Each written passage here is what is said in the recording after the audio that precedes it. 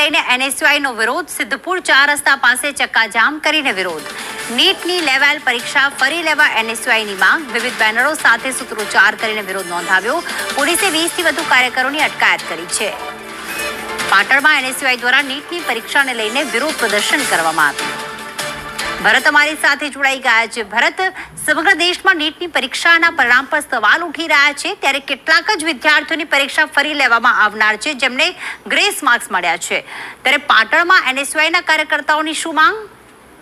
ચોક્કસથી પ્રીતિ, સમગ્ર ગુજરાતની અંદર જે રીતે નીટની પરીક્ષામાં લેવામાં આવી હતી ને તેની અંદર ગેરરીતિ થયા બાદ જે રીતે સરકાર દ્વારા અમુક વિદ્યાર્થીઓની પરીક્ષા ફરી લેવાનો એક નિર્ણય કર્યો છે, તેને લઈને એનએસયુઆઈના જે કાર્યકરો છે તે પાટણ ઊંઝા 4 રસ્તા ઉપર બેસી ગયા હતા અને ચક્કાજામ કર્યા હતા. વિવિધ બેનરો સાથે તેઓએ ચક્કાજામ કર્યો હતો અને સરકાર સમક્ષ તેઓ માંગ કરી રહ્યા છે કે સમગ્ર ગુજરાતની અંદર જે રીતે નીટની પરીક્ષા લેવામાં આવી હતી આ તમામ વિદ્યાર્થીઓની ફરી પરીક્ષા લેવામાં આવે, કારણ કે સરકાર દ્વારા જે નક્કી કરવામાં આવ્યું છે કે અમુક વિદ્યાર્થીઓની ફરી પરીક્ષા લેવામાં આવે છે, તેને લઈને એનએસયુઆઈના કાર્યકર્તાઓએ આજે પાટણ ઊંઝા 4 રસ્તા ઉપર વિરોધ નોંધાવ્યો હતો અને વિવિધ બેનરો સાથે તેઓએ વિરોધ કરતા હતા અને ત્યાં શર્માએ પોલીસે 20થી વધુ જે એનએસયુઆઈના કાર્યકરો છે તેઓની અટકાયત કરી છે.